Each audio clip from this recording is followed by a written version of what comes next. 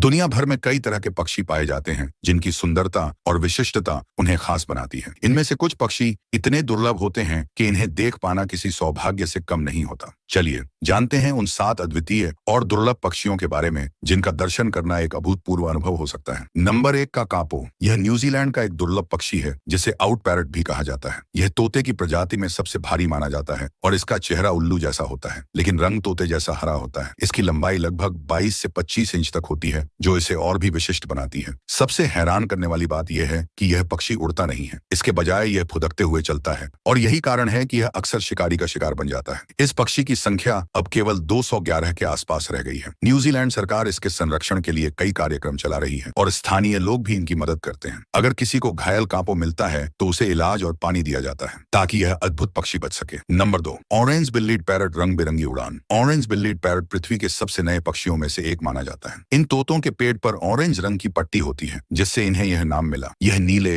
हरे और ऑरेंज रंग के अद्वितीय संयोजन में पाया जाता है। यह पक्षी मुख्यतः तस्मानिया में पाया जाता है और सर्दियों में दक्षिण पूर्वी ऑस्ट्रेलिया में रहता है। इसकी लंबाई लगभग 20 सेंटीमीटर होती है और इसकी अद्वितीय रंग बिरंगी पंखों के कारण इसे देखने का अनुभव बेहद खास होता है। हालांकि इसका संरक्षण चुनौतीपूर्ण है क्योंकि इसकी संख्या बहुत कम हो गई है और इसे देख पाना अब एक दुर्लभ घटना बन चुका है। Number 3, super bird of paradise. यह पक्षी अपने अद्वितीय रंग और आकर्षक डांस के लिए प्रसिद्ध है। सुपर बर्ड ऑफ पैराडाइज एक काले रंग का पक्षी होता है जिसकी गर्दन के नीचे चमकीला नीला रंग होता है। मेल पक्षी अपनी शानदार नीली गर्दन फैलाकर और पंखों को खोलकर डांस करता है ताकि वह फीमेल पक्षी को आकर्षित कर सके। इसकी प्रजाति तेजी से घट रही है और यह अब दुर्लभ हो चुका है। इसे इंडोनेशिया के वर्षावनों में देखा जा सकता है, लेकिन इसकी घटती संख्या और जंगलों के नष्ट होने से इसे देख पाना अब बहुत कठिन हो गया है। Number 4, the greater says grouse. Greater says grouse Uttar America का सबसे बड़ा पक्षी है जिसे ग्रसबर्ड भी कहा जाता है। यह पक्षी हल्के भूरे और काले रंग का होता है और इसके पंजे और पंख नुकीले होते हैं। इसकी भव्यता और विशाल आकार इसे अद्वितीय बनाते हैं। यह पक्षी केवल उत्तर अमेरिका में पाया जाता है, खासकर अमेरिका के पश्चिमी भागों में जैसे कि मोन्टाना और यूटा। हालांकि इस पक्षी की संख्या भी घट रही है और यह एक संकटग्रस्त प्रजाति बन चुकी है। यह पक्षी अपनी विशालता और ठोस उपस्थिति के कारण बेहद प्रभावशाली लगता है, लेकिन इसकी घटती संख्या चिंता का विषय है। Number 5, Christmas Island frigate bird. यह पक्षी क्रिसमस आइलैंड पर पाया जाता है और इसकी पहचान इसके काले और भूरे रंग से होती है। मेल पक्षियों के पेट पर एक चमकदार लाल रंग होता है जबकि फीमेल बर्ड्स का पेट सफेद होता है। यह पक्षी समुद्र के ऊपर उड़ता है और अपनी लंबी चोंच से शिकार करता है। इसका शिकार करने का तरीका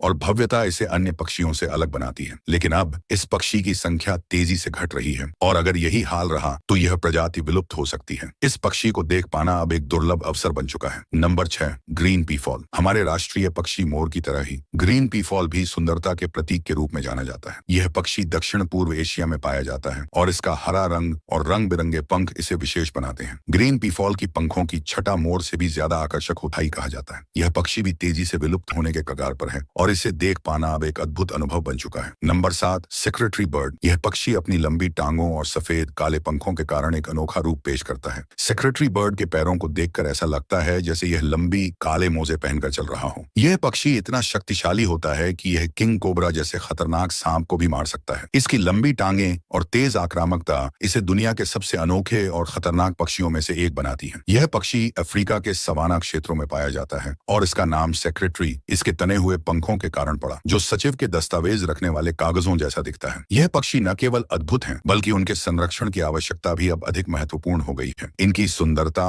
अद्वितीयता और दुर्लभता हमें यह याद दिलाती है कि हम प्रकृति और इसके जीवों के संरक्षण के लिए क्या कर सकते हैं। इन पक्षियों को देख पाना किसी अद्भुत अनुभव से कम नहीं होता और हम सभी को इनकी रक्षा करने के लिए मिलकर प्रयास करना चाहिए।